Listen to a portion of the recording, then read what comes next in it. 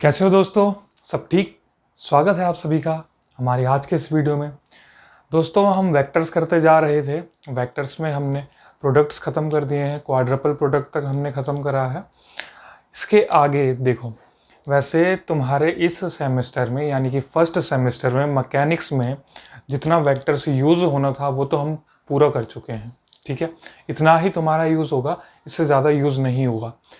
Vector analysis, जो vector का विश्लेषण है, वो तुम्हारा सेकंड सेमेस्टर में है। पर कुछ चीज़ें हैं जो मैं वेक्टर्स में यहीं पे तुम्हें बताना चाहूँगा। ठीक है, कुछ चीज़ें जैसे कि ये भी वेक्टर डेरिवेटिव्स में ही आते हैं। वेक्टर डेरिवेटिव्स में हमने जो पिछली वीडियो करी थी उसमें हमने देखा कि हमने एक, जब हम डेरिवेशन कर रहे थे या डेरिवेटिव निकाल रहे थे तो उसमें एक डेल ऑपरेटर निकल के आया था। तो डेल ऑपरेटर एक वेक्टर ऑपरेटर होता है। ठीक है, जो आगे डेल ऑपरेटर अपने आप में एक कंप्लीट वेक्टर नहीं होता है, वो एक वेक्टर ऑपरेटर होता है। देखो, वेक्टर ऑपरेटर का क्या मतलब होता है? वेक्टर ऑपरेटर का मतलब एक ऐसी मशीन समझ लो, एक ऐसा यंत्र समझ लो कि उसके अंदर जो भी जाएगा, ठीक है, यानी अगर उसके अंदर कोई स्केलर अगर जाएगा, ठीक है, तो उसका वेक्टर बनकर आ जाएगा। ठीक है, उसके जैसे मतलब कुछ भी समझ लो। कोई मशीन है, ठीक है, मशीन कई तरह की होती है। जैसे हमारी मिक्सी है ना। मिक्सी तुमने सुना होगा। मिक्सी में हमने क्या करा, हमने उसमें दाल डाली तो पीस के निकाला तो उसका पेस्ट बन गया, है ना। इसी तरीके से इसको आप यूँ समझ लो कि ये एक मशीन है। इसमें अगर मैं स्केलर डालता हूँ, इसमें अगर मैं एक स्केलर डालता हूँ तो वेक्टर बन के आएगा। ऐसी एक काल्पनिक मशीन की बात भी करी गई थी। चलो छोड़ो, कहीं उसके चक्कर से हल्ला उल्ला ना हो जाए। ठीक है, बोलना ठीक नहीं है। तो सबसे पहले शुरू करेंगे, ठीक है, ग्रेडियंट। देखो, तो वेक्टर ऑपरेटर की बात मैंने थोड़ी बहुत यहाँ पर क्लियर करी। वेक्टर ऑपरेटर से जब हम आगे बढ़ेंगे, जब उसमें स्केलर डालेंगे तो हमें एक ग्रेडियंट मिलता है। ठीक है, यानी कि ग्रेडियंट ऑफ ए स्केलर। ठीक, जब हम उसमें एक वेक्टर डालेंगे, ठीक है, तो ग्रेडियंट का हम प्रोडक्ट, सॉरी, वेक्टर ऑपरेटर जो हमारा डेल ऑपरेटर है उसका हम तीन तरीके से प्रोडक्ट कर सकते हैं। देखो, एक तो उसके साथ एक स्केलर मल्टीप्लाई कर दो। ठीक है, मल्टीप्लाई कहना गलत होगा, एक्ट अपॉन, क्योंकि एक वो ऑपरेटर है वो एक्ट करेगा, ना कि मल्टीप्लाई होगा। ठीक है, तो gradient, sorry, del operator, del operator के साथ जब कोई डेल ऑपरेटर जब किसी स्केलर पे एक्ट करेगा तो हमें ग्रेडियंट मिलेगा। ठीक है, डेल ऑपरेटर का जब किसी वेक्टर के साथ हम उसको दो तरीके से ऑपरेट करवा सकते हैं। वेक्टर के साथ एक बार डॉट प्रोडक्ट करवा के, ठीक है, और एक बार क्रॉस प्रोडक्ट करवा के। जब हम डॉट प्रोडक्ट करवाएंगे तो हमें मिलेगा स्केलर, जिसको हम नाम देते हैं डाइवर्जेंस। ठीक है, उसके आगे जब हम उसका क्रॉस प्रोडक्ट करवाएंगे डेल ऑपरेटर का किसी वेक्टर के साथ में, तब हमें मिलेगा वेक्टर क्वांटिटी मिलेगी और उसको हम कर्ल नाम देते हैं। तो इस वीडियो में शुरू करेंगे हम, पहले तो पोजीशन वेक्टर देखेंगे। ठीक है, 3 डायमेंशन में। ये हम पहले भी देख चुके हैं, बट फिर भी मैं यहाँ पर बताऊंगा क्योंकि वहाँ पर डिस्प्लेसमेंट वेक्टर और सेपरेशन वेक्टर, ये दो चीज़ें भी उसके साथ जुड़ी हुई हैं जिनको यहाँ पर सेपरेट करा जाएगा। ठीक है, करें शुरू? कर दो सर। ठीक है, तो सबसे पहले मैंने क्या बोला, हम शुरू करेंगे पोजीशन वेक्टर से।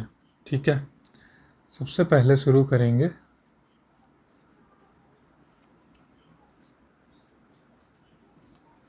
पोजीशन वेक्टर से। 3 डायमेंशन में हम पोजीशन वेक्टर को देखने वाले हैं। ठीक है, तो 3 डायमेंशन में वही, ठीक है, ये एक्स एक्सिस, ये वाई एक्सिस, ये जेड एक्सिस, ये हमारा ओरिजिन है। ठीक है, कन्फ्यूज़न ना हो इसलिए इसको थोड़ा ऐसे बना देता हूँ। ठीक है, जैसे अभी तक बनाते आए हैं, ये हमारा ओरिजिन है। ओ, ठीक, तो कोई वेक्टर है आर वेक्टर। ठीक है, यहाँ पर कोई पार्टिकल है पी, ठीक है, जिसके कोऑर्डिनेट्स हैं एक्स वाई और जेड।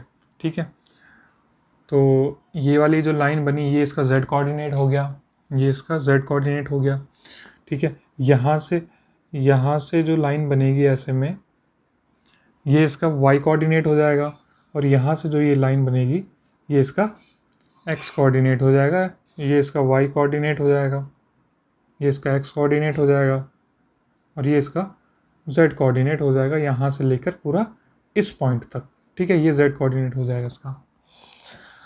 तो ये बात पहले भी बता चुका हूँ। पोजीशन वेक्टर क्या होता है?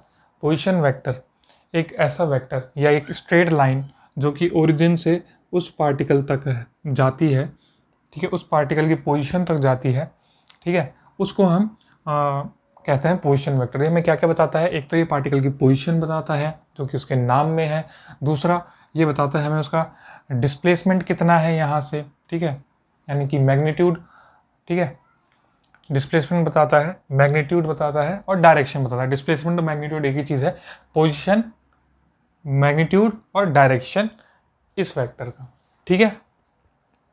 डायरेक्शन वो एंगल से बता सकता है, ये भी हमने पहले देखा है, ठीक। तो इस पोजीशन वेक्टर को हम कैसे दिखाएंगे? आर वेक्टर से दिखाएंगे, ठीक है, एक्स, ठीक है। देखो अभी तक हम कैसे दिखाते आए हैं, इनको कैसे दर्शाते आए हैं यूनिट वेक्टर्स को, आई कैप, जे कैप और के कैप से, ठीक है। एक बुक है डीजे ग्रिफिथ, ठीक है, डीजे ग्रिफिथ काफ़ी नामी बुक है, ठीक है। तो उसमें यूनिट वेक्टर्स को दिखाया गया है एक्स कैप से, जो एक्स डायरेक्शन में है उसको एक्स कैप से, जो वाई डायरेक्शन में है उसको वाई कैप से, और जो जेड डायरेक्शन है उसको जेड कैप से। बस है ये भी वही आई कैप, जे कैप, के कैप, यूनिट वेक्टर्स ही हैं, बस डेजिग्नेशन चेंज कर दिया है, ठीक है। तो क्योंकि मैं उसी से पढ़ा रहा हूँ, मैंने उससे पढ़ा है और उसी से पढ़ा रहा हूँ, तो मैं यहाँ पर यही यूज़ करने वाला हूँ, ठीक है। कंफ्यूज मत होना, क्या है ये? यूनिट वेक्टर्स हैं, तीनों ऑर्थोगोनल है, यानी तीनों आपस में परपेंडिकुलर हैं, ठीक है। तो जो आर वेक्टर हो जाएगा एक्स कैप, एक्स और यूनिट वेक्टर्स के साथ एक्स कैप, ठीक है, प्लस वाई, वाई और unit vector y cap, plus z और यूनिट वेक्टर जेड कैप, ठीक है। X i cap plus y j cap plus z k cap, वही वाली बात है, बस इनको एक्स कैप, वाई कैप और जेड कैप से दर्शाया है, ठीक है। तो ये तो आ गया हमारा आर वेक्टर, ठीक है। अब देखो आर वेक्टर आ गया, अगली चीज आर का मैग्नीट्यूड, मैग्नीट्यूड तो under root x square plus Y square plus Z square. ये कैसे आता है ये हम पिछली वीडियोस में देख चुके हैं, इसलिए इसको मैं यहाँ पे नहीं फिर से नहीं बता रहा हूँ। सर बता दो, ठीक है। तो ये देखो एक्स और वाई है ना, तो ये इसकी वाली लाइन क्या हो जाएगी? पाइथागोरस थ्योरम से x square plus Y square under root x square plus Y square हो जाएगी, ठीक है। और ये जेड स्क्वायर, ठीक है। जब अब इस ट्राइंगल में लगाएंगे पाइथागोरस थ्योरम, किस ट्राइंगल में? ये और ये बड़ा वाला, ठीक है, इसमें लगाएंगे पाइथागोरस थ्योरम। तो under root x square plus Y square का whole square plus Z square का प्लस जेड का स्क्वायर इज इक्वल टू इसका स्क्वायर, यानी hypotenuse square is equal to perpendicular square plus base square जब लगाएंगे तो हमें ये टर्म मिलेगा, ठीक है। आ गई ये बात समझ में? अब देखो कोई भी वेक्टर है, कोई भी वेक्टर है तो हम उसे कैसे लिखते हैं? वेक्टर, उसका मैग्नीट्यूड और उसकी डायरेक्शन को दिखाता है आर कैप, ठीक है। ये इसका यहाँ से अगर मैं इसको मिटा दूँ तो ये इसका यहाँ पे आर कैप वेक्टर, ठीक है। आर कैप क्या है? यूनिट वेक्टर है, ठीक है। ये फुल वेक्टर है, full vector is equal to magnitude times the unit vector, ठीक है। यानी अगर ये 5 किलो चीनी है तो ये 5 इंटू 1 किलो है ना, 5 इंटू यूनिट, तो ये फुल वेक्टर क्या हो जाएगा? मैग्नीट्यूड टाइम्स यूनिट वेक्टर, ठीक है। 5 kg है ना, 5 किलो चीनी है तो मैग्नीट्यूड 5 टाइम्स यूनिट, ठीक है। सेम उसी से ये आता है, ठीक। अब देखो यहाँ से मैं आर कैप की वैल्यू निकाल सकता हूँ। आर कैप की वैल्यू आएगी r vector by mod r, ठीक है, r vector by mod r. तो आर वेक्टर क्या है हमारा यहाँ पे? वो है x cap plus y y cap plus z z cap upon mod r क्या है, under root x square plus Y square plus Z square. ठीक है, मॉड आर क्या है, स्क्वायर प्लस वाई स्क्वायर तो जेड स्क्वायर। और are cap क्या था हमारा, आर कैप था is a unit vector in the direction of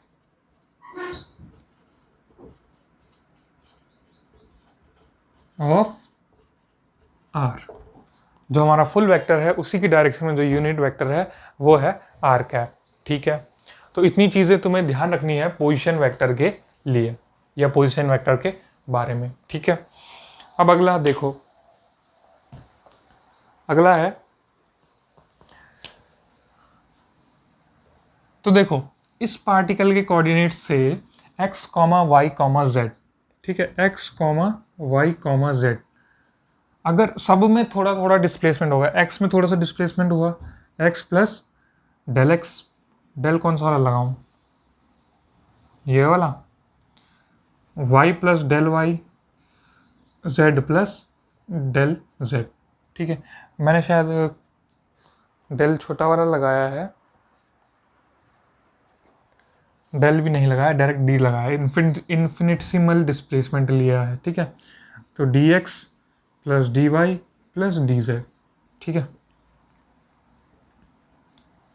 अगर एक्स वाई जेड में एक्स में थोड़ा सा डिस्प्लेसमेंट हो तो x plus d x, y में थोड़ा सा हो तो वाई प्लस डी वाई, और जेड में थोड़ा सा हो तो जेड प्लस डी जेड। ठीक है, ये चीज़ समझ में आ गई होगी।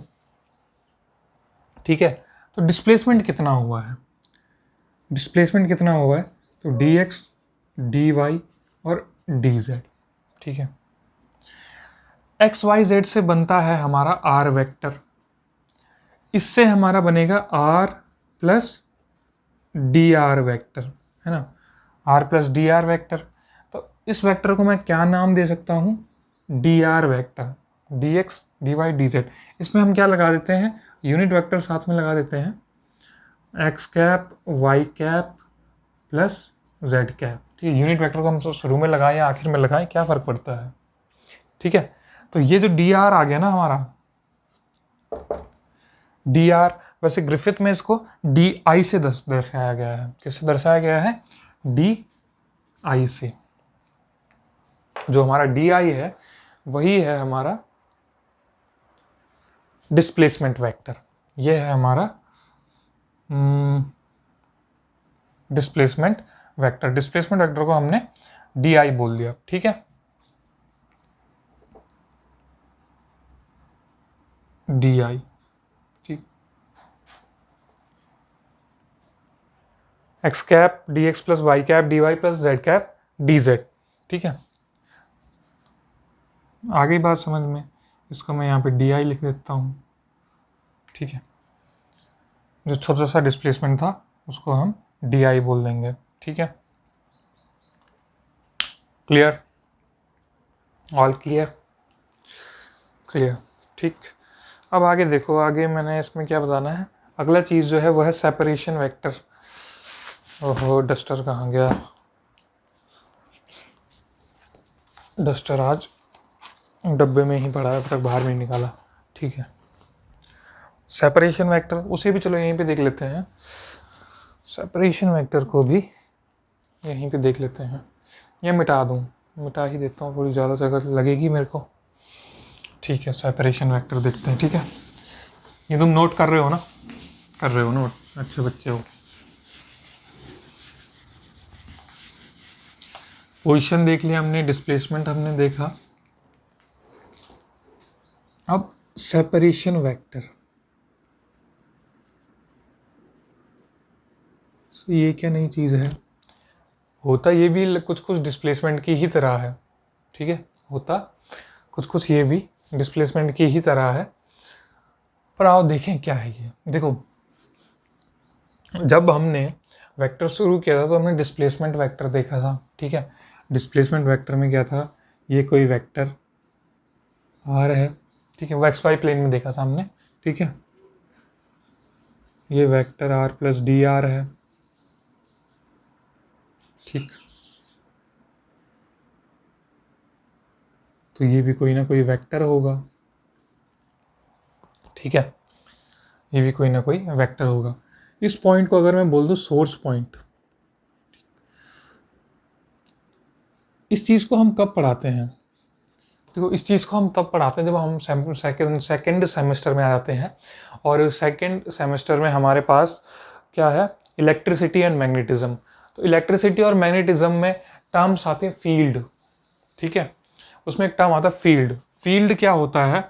वो इलाका जहाँ पर किसी भी चीज़ का जो भी सोर्स है उसका इफेक्ट या इम्पैक्ट या असर जहाँ तक देखा जाता है, उस इलाके को हम फील्ड कहते हैं, ठीक है। तो वहाँ पर हम सेपरेशन वेक्टर का इस्तेमाल करते हैं, ठीक है। एक पॉइंट सोर्स पॉइंट है, और जो फाइनल पॉइंट है उसको हम कह रहे हैं फील्ड पॉइंट, ठीक है, उसको हम कह रहे हैं फील्ड पॉइंट, ठीक।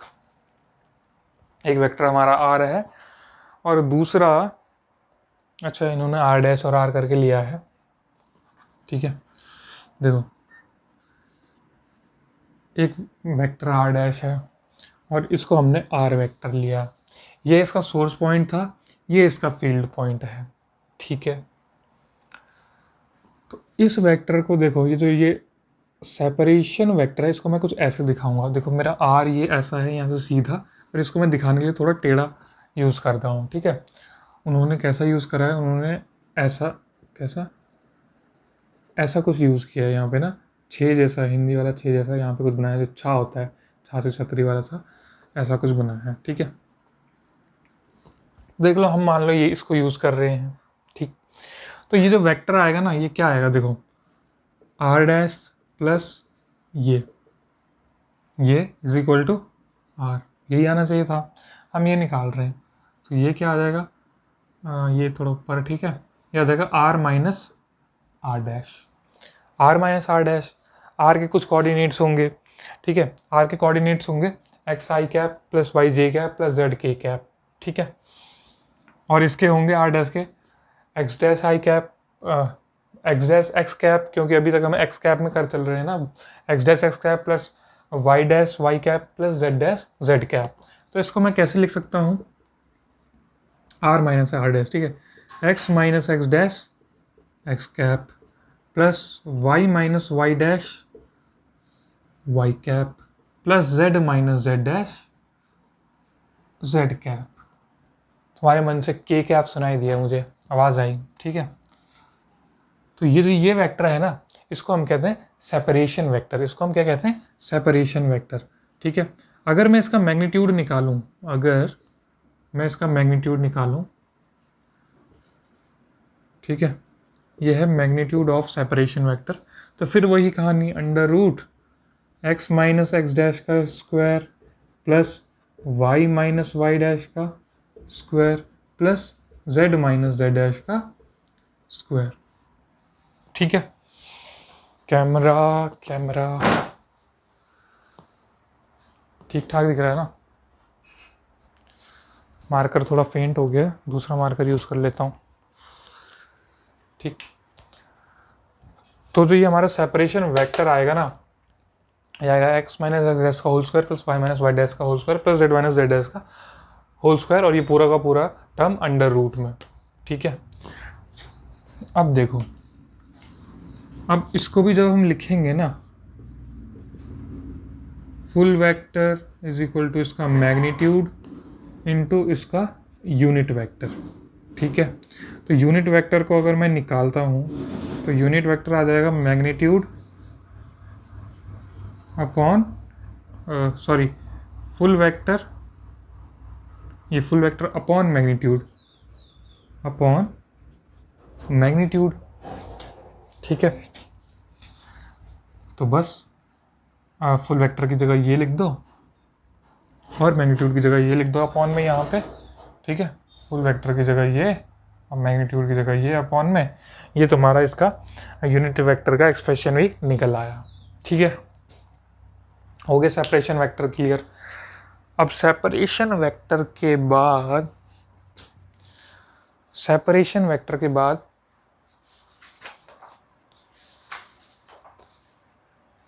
आते हैं, देखो वैसे तो काफ़ी चीज़ें हैं इसमें पढ़ाने को, वेक्टर्स में और भी बहुत चीज़ें हैं कि भाई जब वेक्टर्स ट्रांसफॉर्म कैसे करते हैं, ठीक है, तो उनके ट्रांसफॉर्मेशन लॉज, ठीक, और फिर ट्रांसफॉर्मेशन लॉज के बाद उसमें तुम्हारा ये दिया हुआ था ग्रेडियंट वगैरह, ग्रेडियंट, डाइवर्जेंस, कर्ल, ठीक है। तो हम इसमें ग्रेडियंट, डाइवर्जेंस और कर्ल के बारे में क्या क्या सीखने वाले हैं, हम इसमें ग्रेडियंट, डाइवर्जेंस और कर्ल के बारे में सीखेंगे कि ग्रेडियंट, ठीक है, कि उसको हम डेल ऑपरेटर से कैसे निकालते हैं इन तीनों चीज़ों को, ठीक है, एक चीज़ हम ये सीखेंगे, ठीक है। फिर जो उनका रिजल्टेंट होगा, जो उनका रिजल्ट आएगा वो स्केलर होगा, वेक्टर होगा, ठीक है, स्केलर होगा या वेक्टर होगा, एक चीज़ हम ये देखेंगे, ठीक। और उन तीनों की डेफिनेशन से देखेंगे, और फिजिकल सिग्निफिकेंस मैं बता दूंगा कि इनकी फिजिकल सिग्निफिकेंस होती क्या है, ठीक है।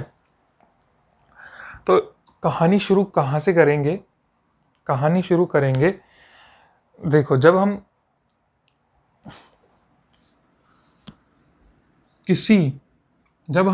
x में थोड़ा सा चेंज करते हैं, ठीक है, कोई वेरिएबल है उसमें अगर हम थोड़ा सा चेंज करते हैं, स्मॉल चेंज, ठीक है, तो जो फंक्शन होता है ना, तो फंक्शन भी चेंज हो जाता है,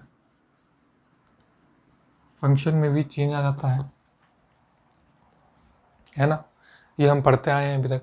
अगर हमने किसी वेरिएबल में जो फंक्शन मतलब फंक्शन जो है वो x का, ये जो है फंक्शन जो है ये x का फंक्शन है, ठीक है, function is dependent on x का फंक्शन मतलब ये फंक्शन जो है x पर डिपेंड करता है, यानी अगर x की वैल्यू चेंज होती है तो fx की वैल्यू, तो फंक्शन की वैल्यू भी चेंज होती है, ठीक है, x की वैल्यू अगर चेंज होती है तो fx की वैल्यू भी चेंज होती है ना।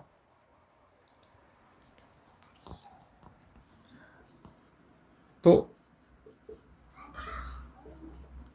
ठीक, तो हम क्या लिखते हैं, तो हम क्या लिखते हैं, dfx by dx, ठीक है, dfx by dx, whenever there is a small change in x the function also changes, ठीक है।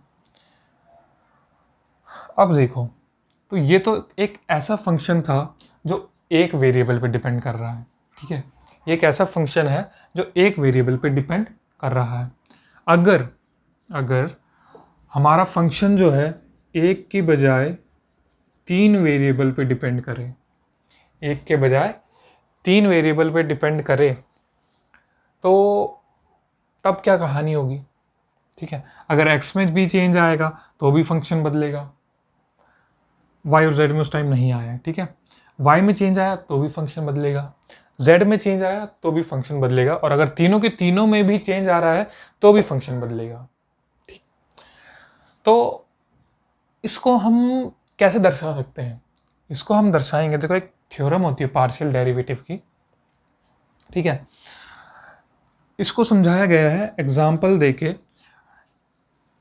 एक स्केलर क्वांटिटी होती है हमारी टेम्परेचर, टेम्परेचर जो है हमारे 3 वेरिएबल्स पे डिपेंड करती है, ठीक है। इसको यूँ समझ लो कि जहाँ पर ये कैमरा लगा हुआ है, ठीक है, ये कैमरा ना होके हीटर है, ठीक है, हीटर है या वहाँ पर आग जली हुई है, ठीक है। ये यूँ समझ लो कि हम कैंपिंग करने गए हैं, ठीक है, घूमने फिरने गए हैं, बहुत ठंडा हो रहा है, एक जगह पे हमने आग जला रखी है, ठीक है, एक जगह पे हमने आग जला रखी है, ठीक है, मान लो जहाँ पे कैमरा वहाँ पे मैंने आग जला रखी है, तो अगर मैं पास आऊँ, ठीक है, तो क्या होगा, हीट बढ़ेगी, है ना। अगर मैं सीधा पास आया ऐसे में, ठीक है, अब तुम प्लेन को याद करो, जो मैं XYZ प्लेन बनाता हूँ, ये X, ये Y, ये Z, ठीक है, ये तुम्हारा X एक्सिस है आगे की तरफ, ये वाई एक्सिस है और ऊपर की तरफ जेड एक्सिस है, ठीक है। अगर तार उलझ रही है, ठीक है। अगर मैं सीधा हूँ, मतलब एक्स डायरेक्शन में आगे बढ़ रहा हूँ, ठीक है, एक्स डायरेक्शन में आगे बढ़ रहा हूँ, तो टेम्परेचर क्या हो रहा है मेरे लिए टेम्परेचर तो बढ़ रहा है ना। अगर मैं एक्स डायरेक्शन में पीछे जाऊँ तो टेम्परेचर घट रहा है, ठीक है। अब वाई देखो, वाई, ठीक है। अगर मैं यहाँ पे खड़ा हूँ, ठीक है, पता नहीं मैं दिख रहा हूँ कि नहीं दिख रहा हूँ। अगर मैं यहाँ पे खड़ा हूँ, ठीक है, और अगर मैं वाई डायरेक्शन में इस तरफ आऊँ, ठीक है, तो यहाँ पे तो आग जली हुई है, तो यहाँ से एकदम सीधा अगर मैं दूर हूँ वाई डायरेक्शन में, ठीक है, मैं यहाँ पीछे कहीं खड़ा हूँ, तो क्या हो रहा है, तो मेरे लिए टेम्परेचर कम है। अगर मैं ऐसे आऊँ, इसके सामने आ जाऊँ, ठीक है, तो वाई डायरेक्शन में बढ़ने से भी क्या हुआ, टेम्परेचर बढ़ा। अब जेड डायरेक्शन में, ठीक है, मतलब समझ लो इसी हाइट पे जहाँ पर कैमरा लगा हुआ है वहाँ पर आग जली हुई है, ठीक है।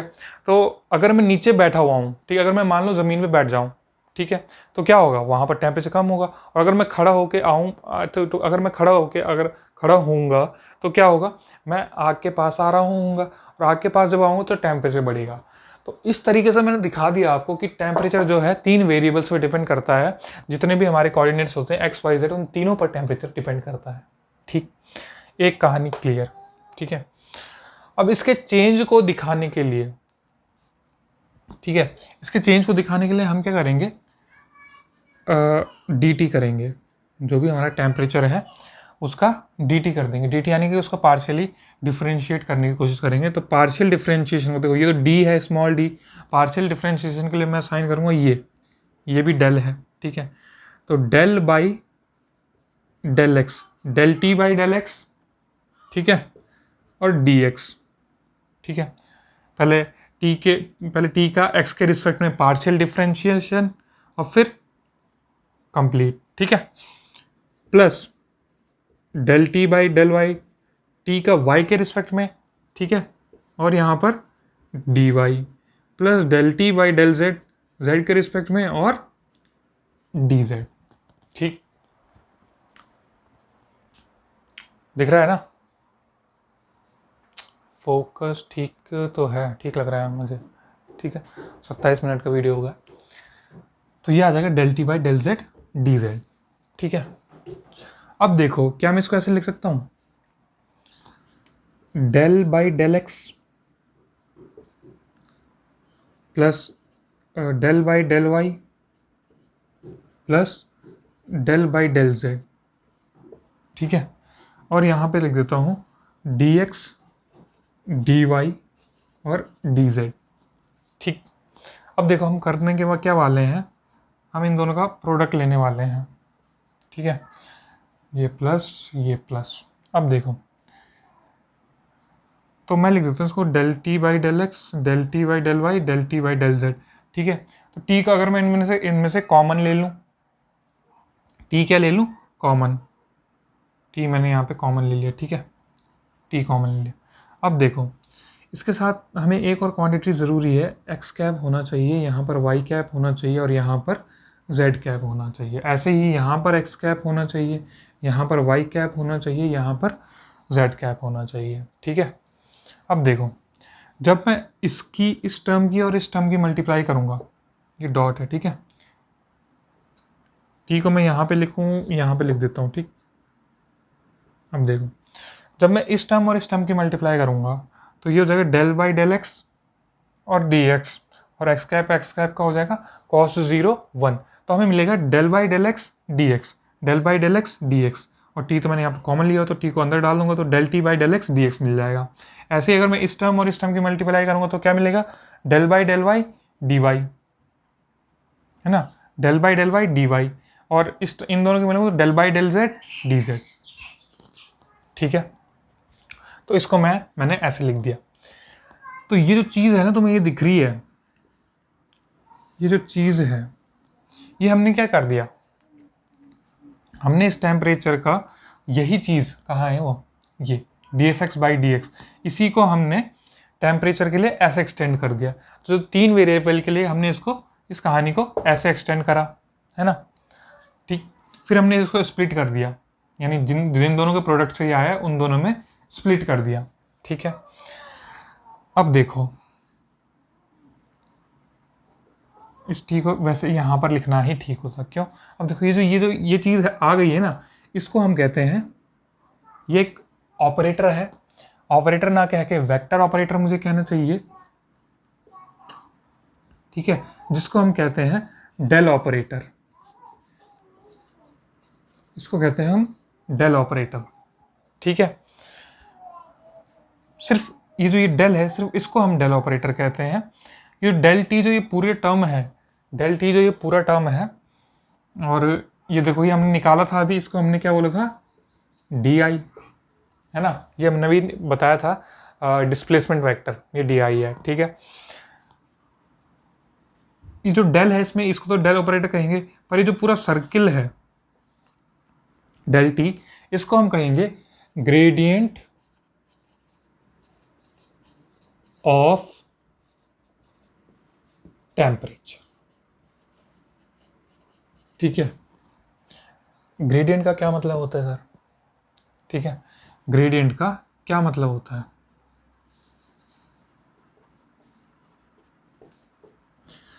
देखो, ग्रेडियंट का मतलब होता है चेंज। ग्रेडियंट का मतलब होता है सीधी भाषा में चेंज, कितना बदला है।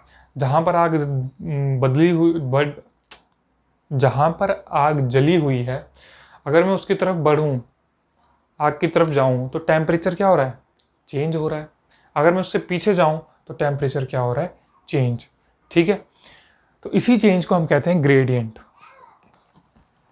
ग्रेडियंट ऑफ टेम्परेचर, ठीक है। फिजिकल सिग्निफिकेंस क्या है ग्रेडियंट का, ठीक है। ग्रेडियंट का फिजिकल सिग्निफिकेंस क्या है? ग्रेडियंट का फिजिकल सिग्निफिकेंस होता है वैसे मैक्सिमम स्पेस रेट, ठीक है, maximum space rate of change of a scalar function, ठीक है। यानी कोई स्केलर फंक्शन है, स्पेस में वो मैक्सिमम कितना बदल रहा है, ठीक है, स्पेस में वो मैक्सिमम कितना बदल रहा है, इसी को हम कहते हैं ग्रेडियंट की फिजिकल सिग्निफिकेंस, ठीक है। तो maximum space rate of change, या maximum space rate of change ही कहेंगे of a scalar function, maximum space rate of change of a scalar function, ठीक है। तो ये था हमारा ग्रेडियंट का फिजिकल सिग्निफिकेंस। तो क्या बोला था मैंने, maximum space rate of change of the scalar function, ठीक है। यानी कोई भी स्केलर फंक्शन स्पेस में कितना मैक्सिमम चेंज दिखाता है, इसको हम कहेंगे उस स्केलर फंक्शन का ग्रेडियंट। यहां पे वो स्केलर फंक्शन क्या था, टेम्परेचर, ठीक है, ठीक है। तो होप ग्रेडियंट क्लियर होगा कुछ। ये ग्रेडियंट का एक्सप्रेशन है, ये तुम्हें बहुत देखने को मिलेगा, बहुत यूज करोगे तुम इसको आगे इलेक्ट्रिसिटी और मैग्नेटिज्म में, ठीक है। अब आगे बढ़ेंगे। तो देखा तुमने, अगर ये एक फंक्शन के लिए था तो हमारी कहानी ये थी।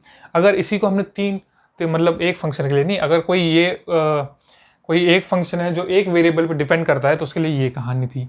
इसी कहानी को हमने एक ऐसे फंक्शन पे अप्लाई किया जो 3 वेरिएबल पे डिपेंड करती है, तो कहानी कुछ ऐसी आ गई और हमें मिल गया डेल ऑपरेटर, ठीक है। डेल ऑपरेटर का डेरिवेशन हम कभी आगे करेंगे, यानी सेमेस्टर सेकंड के वक्त करेंगे। डेरिवेशन तो कुछ नहीं है, मतलब बताते हैं उसमें भी दरअसल, ठीक है। क्या बताते हैं, अब देखो, जैसे ये ए है, अगर मैं इसको ए मान लूँ और इसको मान लूँ बी, ठीक है, इसको मैं ए मान लूँ और इसको बी मान लूँ, तो ए डॉट बी हमेशा मेरे को क्या मिलता है, स्केलर। ए डॉट बी हमेशा क्या मिलता है, स्केलर, ठीक है।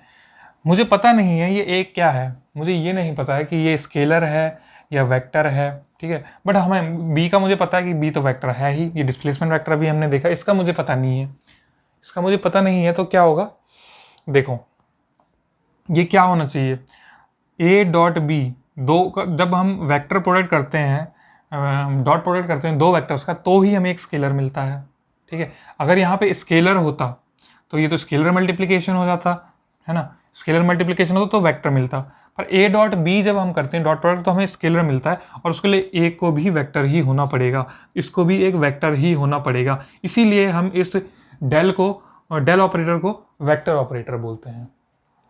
ठीक है, ये बात भी क्लियर। ठीक है, डेल को वेक्टर ऑपरेटर क्यों कहते हैं ये भी तुम्हें समझ में आ गया। इसका काम क्या है, किसी भी स्केलर फंक्शन को वेक्टर बनाना। ठीक है, ये एक मशीन है जो किसी भी स्केलर को वेक्टर बना देती है। ठीक है, ये तुम्हारा ग्रेडियंट, और उसकी फिजिकल सिग्निफिकेंस क्या बताई, फिजिकल सिग्निफिकेंस भी लिख दूंगा यहीं पे, P S, physical significance of gradient is, ये हमें बताता है maximum space rate of change of any scalar function. कोई भी स्केलर फंक्शन कितना ज्यादा चेंज होता है स्पेस में, कि कितनी ज्यादा दर से, रेट मतलब दर, कितनी ज्यादा स्पीड से चेंज होता है स्पेस में, उसी को हम कहते हैं उसी को हम ग्रेडियंट कहते हैं। ठीक है, ये इसकी फिजिकल सिग्निफिकेंस भी हो गई। ये दोनों चीजें नोट कर लो। और आगे डेल ऑपरेटर के बारे में ये मैंने बता दिया, बिहेव्स एज ए वेक्टर। ये क्या करता है, behaves as a vector, vector operator है तो वेक्टर की तरह बिहेव करता है। ठीक है,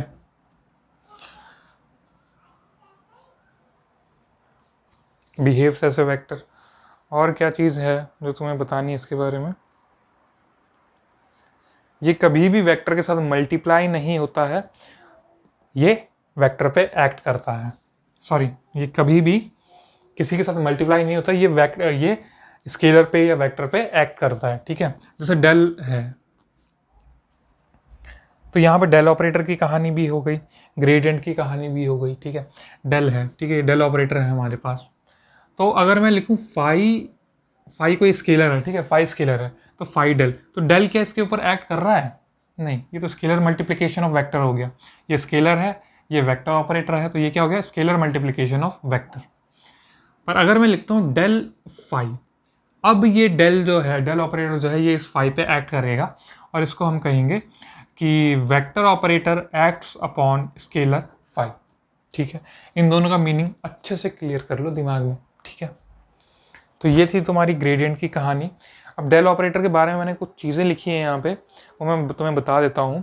डेल ऑपरेटर हमारा ये होता है x cap del y del x plus y cap del y plus z cap del y del z. ठीक है, ये एक वेक्टर ऑपरेटर है, ये वेक्टर की तरह बिहेव करता है। ठीक है, ये वेक्टर नहीं है, ये वेक्टर ऑपरेटर है। ठीक है, बिहेव करता है वेक्टर की तरह। इसकी फिजिकल सिग्निफिकेंस क्या है, maximum space rate of change of scalar function. ठीक है, कोई भी स्केलर फंक्शन है वो स्पेस में कितनी ज़्यादा दर से बदल रहा है, चेंज हो रहा है, वही इसकी फिजिकल सिग्निफिकेंस है। ठीक है, और चीज़ें जो मैंने यहाँ पर आपको डेल ऑपरेटर के बारे में बताने के लिए लिखी हैं, बस यही है। ठीक है, इतना तुमने नोट कर लिया है। 38 मिनट का वीडियो और कैमरा आउट ऑफ फोकस, इसका फोकस ठीक करा जाए, लाइट ठीक है, ये और बढ़ाऊं, ठीक है। ठीक है, तो ग्रेडियंट की कहानी समझ में आई, कुछ घुसा दिमाग में?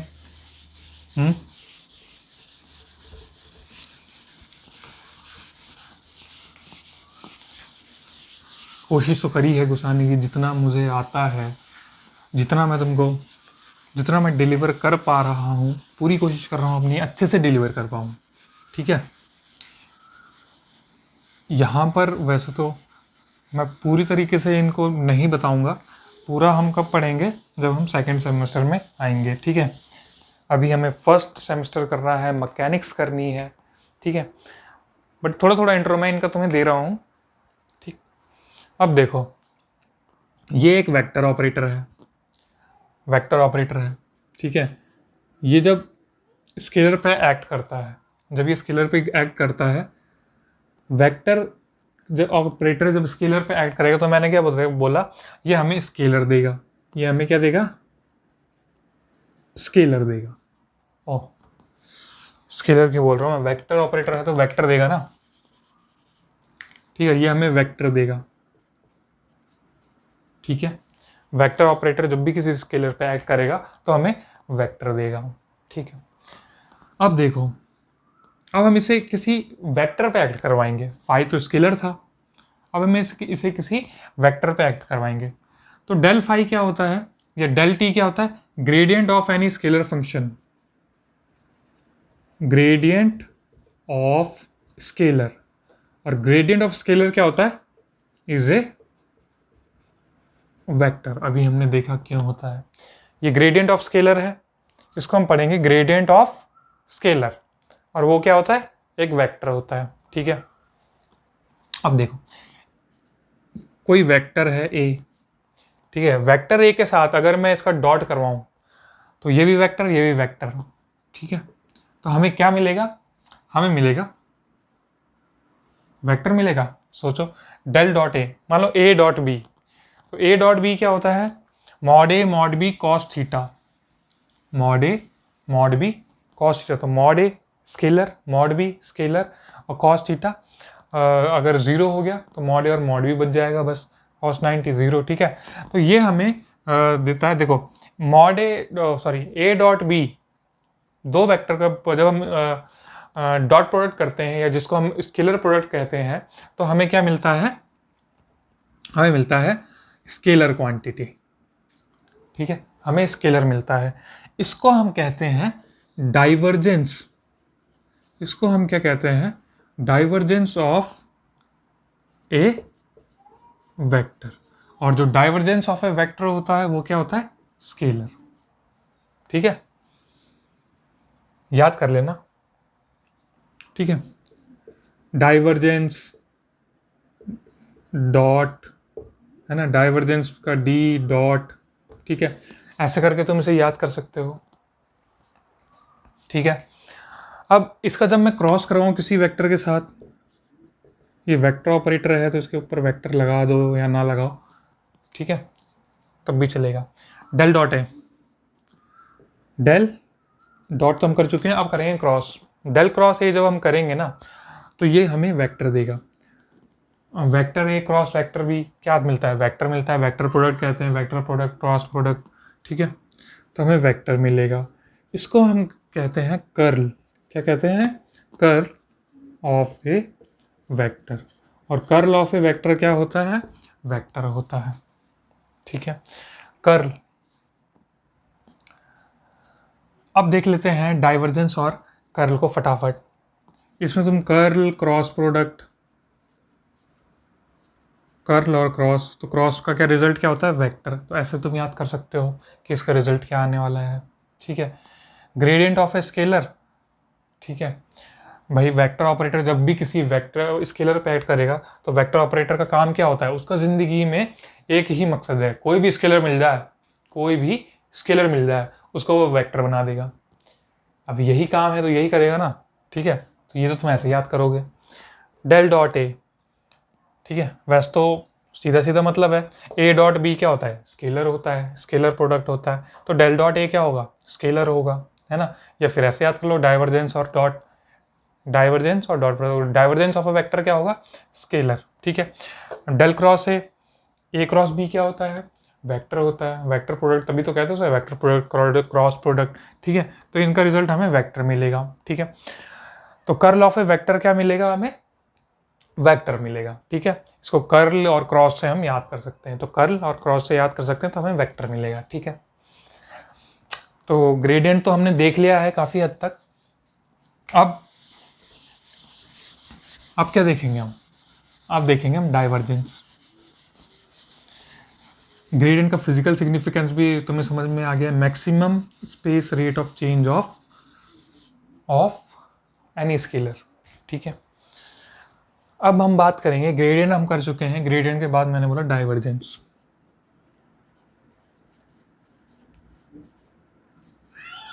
ठीक, डाइवर्ज होने का मतलब क्या होता है हिंदी में, डाइवर्ज होने का मतलब होता है फैलना, डाइवर्ज होने का मतलब क्या होता है, किसी एक बिंदु से फैलना।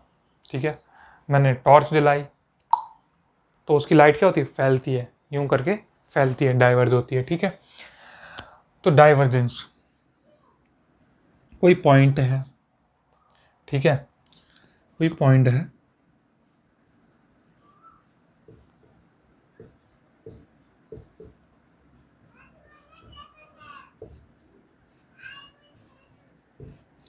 मान लो मैंने यहाँ बीच में टॉर्च जलाई, ठीक है, तो उसकी लाइट ऐसे फैलती है, चारों तरफ फैलती है ना, तो हम क्या कहेंगे कि लाइट डाइवर्ज हो रही है। ठीक है, लाइट क्या हो रही है, डाइवर्ज हो रही है।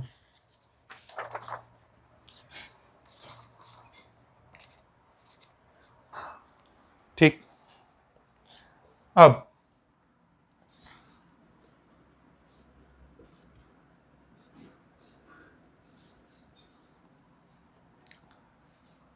यहाँ पे कोई सोर्स है और उससे ये निकल रहा है। ठीक है, वो सोर्स को एमिट कर रहा है और पहले उसका मैग्नीट्यूड इतना था, फिर मैग्नीट्यूड बढ़ा, फिर मैग्नीट्यूड और बढ़ा। ठीक है, तो यहाँ पे भी डाइवर्जेंस हम बोलेंगे हो रही है। डाइवर्जेंस का मतलब होता है किसी एक पॉइंट से कोई क्वांटिटी स्प्रेड आउट हो रही है, किसी एक पॉइंट से spreading out from a point, और या फिर spreading out from a source is called divergence. ठीक है, इसमें एक और डायग्राम था हमारा।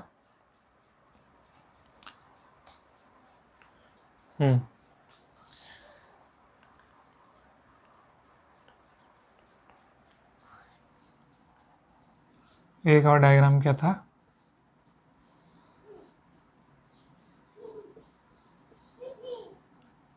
ठीक है, तो डाइवर्जेंस को हम बोलेंगे डेल डॉट ए। ठीक, कोई वेक्टर ए है, उसका जब हम डेल ऑपरेटर के साथ डॉट प्रोडक्ट करते हैं तो हम कहेंगे डेल डॉट ए, ये उसका डाइवर्जेंस है। तो डाइवर्जेंस क्या होता है कि कोई वेक्टर कितना फैल रहा है एक पॉइंट से। ठीक है, ये मेज़र है कि ये नाप है कि कोई वेक्टर कितना फैल रहा है एक पॉइंट से। तो divergence del dot A is a measure of how much a vector spreads from a point. किसी एक बिंदु से कोई वेक्टर कितना फैलता है, उसके माप को हम डाइवर्जेंस कहते हैं। ठीक है, how much a vector spreads from a point. ठीक है, अब देखो यहाँ से ही निकल रहा है, पहले मैग्नीट्यूड छोटे थे, फिर बड़े हुए, फिर और बड़ा हुआ मैग्नीट्यूड, है ना, तो इसकी डाइवर्जेंस जो है ना वो लार्ज पॉजिटिव डाइवर्जेंस है। ठीक है, बहुत ज़्यादा और पॉजिटिव डाइवर्जेंस से कहेंगे हम। ठीक है, इस केस में भी ये लार्ज पॉजिटिव डाइवर्जेंस है। ठीक है, बट इस केस में देखो, इस केस में क्या हो रहा है, कहने को स्प्रेड तो कर रहा है पर इनके मैग्नीट्यूड सेम है। ठीक है, तो हम क्या बोलेंगे कि इसकी डाइवर्जेंस 0 है। ठीक है, स्प्रेड भी करना चाहिए और मैग्नीट्यूड भी बढ़ते रहना चाहिए। यहाँ पे ये छोटा था ये वाला वेक्टर, फिर यहाँ पे और बड़ा हुआ, फिर और बड़ा हुआ, है ना, यहाँ पे भी वही सीन चल रहा है, पर यहाँ पे ऐसा नहीं हो रहा है। ठीक है, यहाँ पर इन सब का मैग्नीट्यूड सेम है, इसलिए हम कहेंगे इसकी डाइवर्जेंस क्या है, 0। ठीक है, और कुछ मैंने लिखा है यहाँ पे बताने के लिए।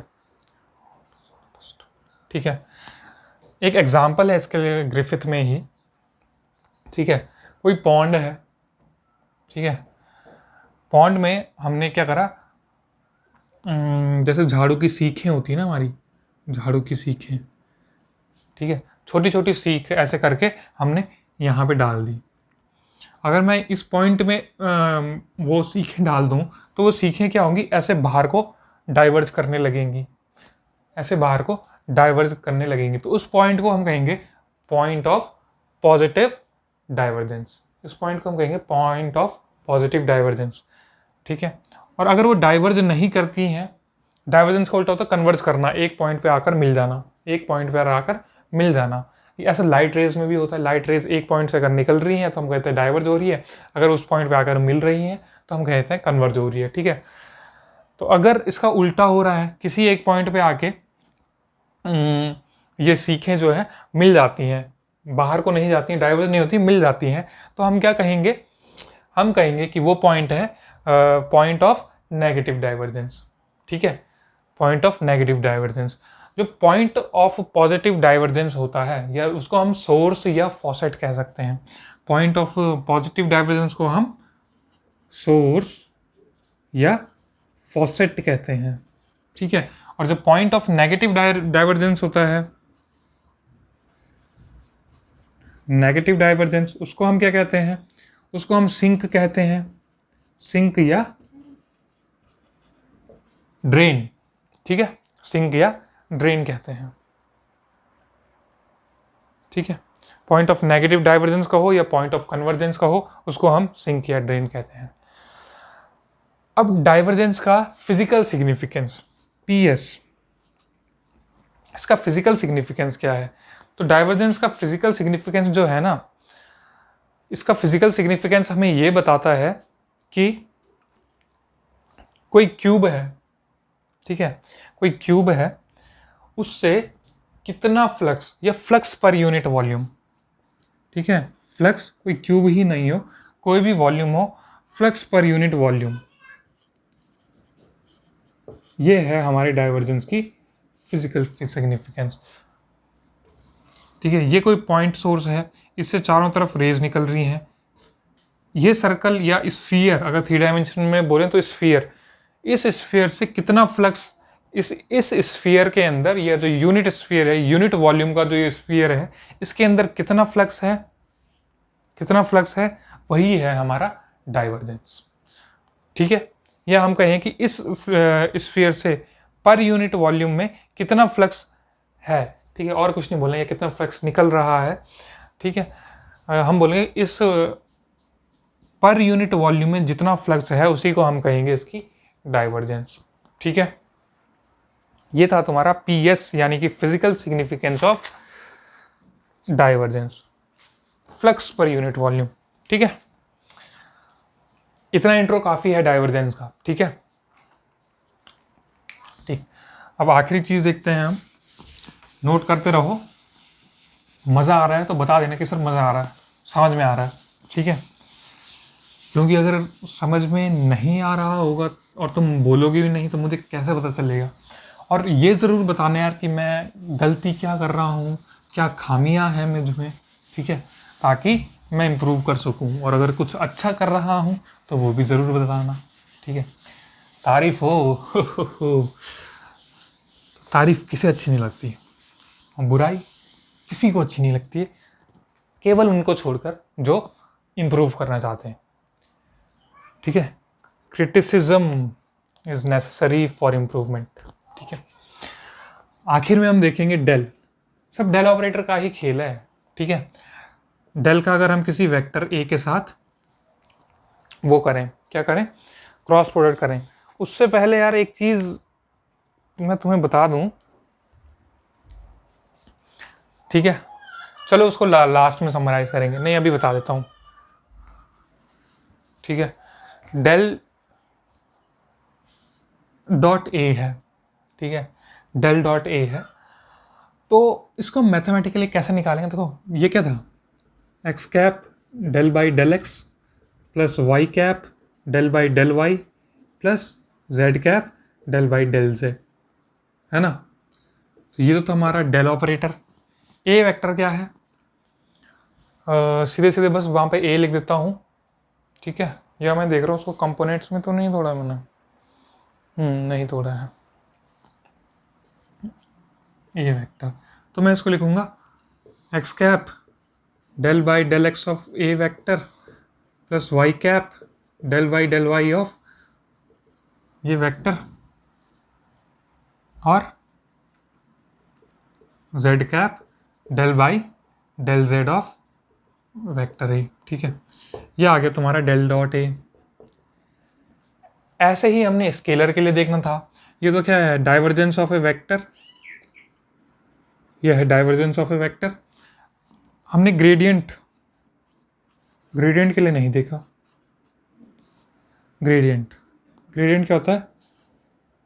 Gradient of any scalar. ये फाई स्केलर फंक्शन है, इसका ग्रेडियंट हम देख रहे हैं। तो फिर से वही x cap del by del x plus y cap del by del y plus z cap del by del z. ये हो गया हमारा डेल और ये हो गया हमारा फाई। ठीक है, इस फाई की इन तीनों के साथ अंदर मल्टीप्लाई हो जाएगी, तो ये और ये हो गया ग्रेडियंट ऑफ स्केलर। ठीक है, ग्रेडियंट ऑफ स्केलर हो गया और डाइवर्जेंस ऑफ वेक्टर हो गया। अब ऐसे कर्ल देख लेते हैं। कर्ल ऑफ वेक्टर, पहले ये वाला एक्सप्रेशन बता दूं। ठीक है, कर्ल ऑफ वेक्टर देखें, फिर हम उसकी डेफिनेशन, फिजिकल सिग्निफिकेंस वगैरह जो भी था वो मैं तुम्हें तब बताऊंगा। ठीक है, कर्ल ऑफ वेक्टर देखो, तो ये आएगा डेल, ये तो डॉट था, ये आएगा डेल क्रॉस ए वेक्टर। तो डेल तो हमारा यही होता है x cap del by del x plus y cap del by del y plus z cap del by del z. और वेक्टर ए है, एक काम करते हैं, जब हमने क्रॉस प्रोडक्ट निकाला था तो हमने क्रॉस प्रोडक्ट कैसे निकाला था? डिटर्मिनेंट से, आई कैप जे कैप के कैप, तो इसको भी हम डिटर्मिनेंट से निकालेंगे। तो डिटर्मिनेंट से निकालने के लिए मुझे इस ए वेक्टर को उसके कंपोनेंट्स में तोड़ना पड़ेगा। A x A y A z. ठीक है, तो ये आएगा x cap A x plus y cap A y plus z cap A z. ठीक है, इसको मैंने इसके कंपोनेंट में तोड़ दिया और हम क्या करने वाले हैं, इनका क्रॉस प्रोडक्ट। ठीक है, तो कैसे करेंगे? मैंने लिखा आई कैप जे कैप के कैप। ठीक है, तो डेल ऑपरेटर को पहले रखेंगे, तो इसका आई वाला del by del x del by del y del by del z, यहाँ पर A x A y A z. ठीक है, ये हम इसका डिटर्मिनेंट निकाल रहे हैं। तो अब देखो क्या आएगा, आई कैप के साथ आएगा ये del by del Y of A Z, del by del Y of A Z minus ये del by del Z of A Y, del by del Z of A Y. क्या बता था? प्लस माइनस जे cap, अब इसको छुपा दो, del by del x of A Z, del by del x of A Z minus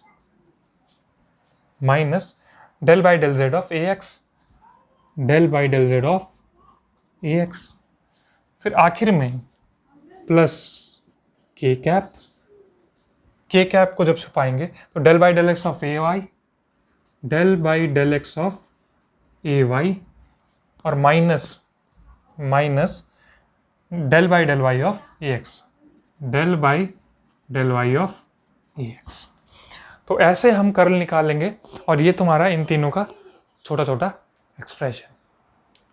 ठीक है, आ रहा है समझ में? तो ये हो गया तुम्हारा, सबसे पहले मैंने ग्रेडियंट लिखना चाहिए था मुझे। ठीक है, फिर डाइवर्जेंस लिखना चाहिए था, फिर कर्ल लिखना चाहिए था। ठीक है, तो gradient of a scalar is a vector, ये तुम इसके साथ नोट करोगे। ठीक है, divergence of A vector is a scalar, gradient of a scalar is a vector, divergence of A vector is a scalar. ठीक है, और curl of A vector is a vector again. ठीक है, तो ये तुम्हें समझ में आ गया होगा। ठीक है, तो ये तुमने नोट भी कर लिया है। ठीक, डाइवर्जेंस भी हो गया है, कर्ल क्या होता है। ठीक है, अब हम देख रहे थे कर्ल क्या होता है।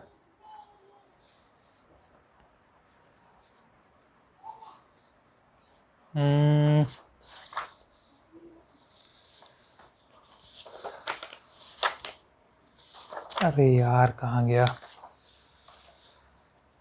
हाँ ये है। ठीक है। तो कर्ल का मैंने तुम्हें फॉर्मूला बता दिया, ठीक है। अब इसकी डेफिनेशन क्या बोले हम, कर्ल की डेफिनेशन बोल सकते हैं हम, कर्ल जो है, curl of A vector A is the measure, ये भी माप है किस चीज का, of how much a vector curls around a point. कोई भी वेक्टर किसी एक बिंदु के अबाउट कितना मुड़ जाता है, कितना घूम जाता है, उसको हम बोलते हैं कर्ल, ठीक है। उसी को हम बोलते हैं कर्ल। अब क्या बच गया कर्ल में, अब कर्ल में रह गया हमारा, थोड़े डायग्राम रह गए हैं, ठीक है। ये कोई एक पॉइंट है, मान लो ये z एक्सिस है, ये x एक्सिस, ये y एक्सिस, ठीक है। इसके अबाउट, ठीक है, इसके अबाउट कोई पॉइंट घूम रहा है, इसके अबाउट। अब देखो ये अंदर वाले उसमें वेक्टर्स छोटे थे, इस वाले में वेक्टर्स की लेंथ बढ़ गई, इस वाले में वेक्टर्स की लेंथ और ज़्यादा बढ़ गई, है ना। तो इसको हम बोलते हैं कर्ल। कर्ल मतलब किसी एक पॉइंट के अबाउट घूमना, ये हमारी z एक्सिस है, इसके अबाउट घूमना, ठीक है, इसके अबाउट घूमना। तो इसका एग्जाम्पल क्या था, अगर यहाँ पर हमने कोई बोट रख दी, यहाँ पर अगर मैंने एक कश्ती रखी, ठीक है, दिया लग रहा है वैसे, कश्ती समझ लो, इसे नाव समझ लो, ठीक है। अगर हमने यहाँ पे नाव रखी तो वो घूमने लगेगी, ठीक है। यानी समुद्र में जो वर्लपूल होता है, जो ऐसे गुई गुई गुई गुई घूम रहा होता है, ठीक है, वहाँ पर अगर नाव फंस जाए तो नाव क्या करेगी, किसी उस वर्लपूल के सेंटर के अबाउट गोल गोल घूमेगी। तो ये तो उसका एग्जाम्पल हो गया, ये उसका डायग्राम हो गया। कर्ल का एक और है कि भाई ये छोटे छोटे छोटे, ये ऐसे, ठीक है, फिर ये उससे बड़ा, उससे बड़ा, उससे बड़ा, ठीक है, ये उससे और बड़ा। तो यहाँ पे भी ये कर्ल को दिखा रहे हैं, क्योंकि ये पहले आगे जा रहे हैं, फिर ऐसे घूम के आ रहे हैं, आगे जा रहे हैं, घूम के आ रहे हैं। तो ये दोनों डायग्राम हमारे कर्ल को दिखाते हैं, ठीक है। कर्ल की डेफिनेशन हो गई, एग्जाम्पल हो गया, ठीक है, डायग्राम हो गया कर्ल का। और क्या लिखा है मैंने कर्ल के लिए तुम्हें बताने के लिए,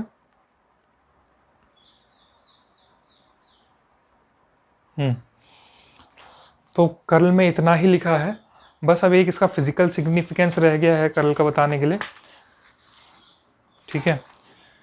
तो कर्ल का फिजिकल सिग्निफिकेंस कुछ नहीं है, कर्ल रिप्रेजेंट क्या करता है, देखो इस पॉइंट के बाद कोई चीज़ रिप्रेजेंट कर रही है, तो राइट हैंड थंब रूल से, ठीक है, वो एक एक्सियल वेक्टर को रिप्रेजेंट कर रहा है, एक एक्सियल वेक्टर को रिप्रेजेंट कर रहा है जिसका ना कोई पॉइंट ऑफ एप्लीकेशन होता है, ठीक है। एक्सियल वेक्टर वो वेक्टर होता है जिसका पॉइंट ऑफ एप्लीकेशन होता ही नहीं है, ठीक है। तो कर्ल सिंपली एक एक्सियल वेक्टर को रिप्रेजेंट करता है। फिजिकल सिग्निफिकेंस है, रिप्रेजेंट्स एन एक्सियल वेक्टर जिसके अबाउट हमारा गिवन वेक्टर घूमा है, ठीक है, अबाउट विच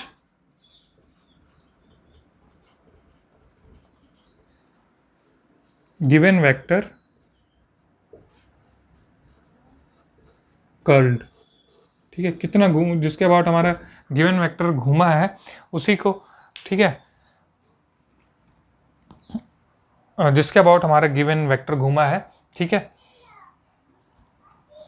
वहां पर जो एक्सियल वेक्टर होगा, अरे यार ये समझ लो, ठीक है, मान लो ये कोई पॉइंट है, इसके अबाउट ये कर्ल घूमा है, तो यहाँ पर, ठीक है, तो यहाँ पर हमें a क्रॉस b से उसका एक्सियल वेक्टर मिलेगा, ठीक है। एक्सियल वेक्टर उस प्लेन के परपेंडिकुलर होता है ये, तो इस वेक्टर को रिप्रेजेंट करता है कर्ल।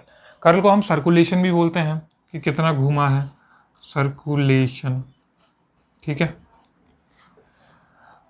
तो अब मैं चेक कर लूँ कुछ रह तो नहीं गया है ना।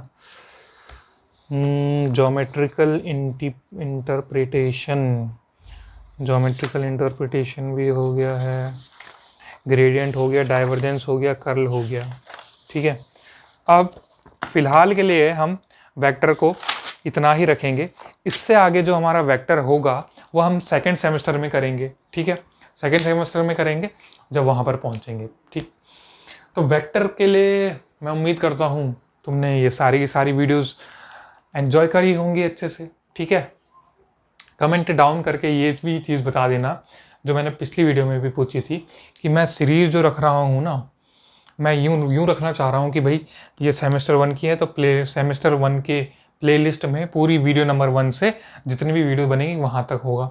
मैं सोच रहा था ऐसा ना करूँ कि वेक्टर्स की पूरी अलग प्लेलिस्ट बनाऊँ, हर एक चैप्टर्स की प्लेलिस्ट बनाना अलग-अलग काफ़ी ठीक भी रहेगा वैसे एक तरीके से देखा जाए, वो भी तो ग्रेडेड तरीके से ना। पर मैं सोच रहा हूँ 6 ही प्लेलिस्ट बनेंगी 6 सेमेस्टर्स की, ठीक है? तो बता देना तुम्हें कैसे में अच्छा लगेगा, क्या पता मैं अपना माइंड चेंज कर लूँ, ठीक है? तो उम्मीद है कि आपको ये सब पसंद आया होगा, मज़ा आया होगा देखने में, मेरे साथ इन सब चीज़ों को पढ़ने में, ठीक है? इन सब चीज़ों का अभी आपने सिर्फ इंट्रो लिया है, सिर्फ क्या लिया है? इंट्रो लिया है, फिजिकल सिग्निफिकेंस समझा है, इनका अर्थ समझाने की कोशिश करी है, क्योंकि फॉर्मूला तो हर कोई याद कर लेता है, बट मीनिंग की बात रह जाती है कि यार इसका मतलब क्या है, ये चीज़ है क्या है ये चीज़, ठीक है? तो वो समझाने की मैंने कोशिश करी है। आप बताना मुझे कि मैं वो समझाने में सफल हो पाया हूँ या नहीं, ठीक है? मिलेंगे अगली वीडियो में, आज के लिए बस इतना ही। तब तक के लिए ध्यान रखें, सुरक्षित रहें कोरोना से, और सभी का ध्यान रखें, खुश रहें, मस्त रहें, स्वस्थ रहें। धन्यवाद, टाटा बाय, नमस्कार, थैंक यू।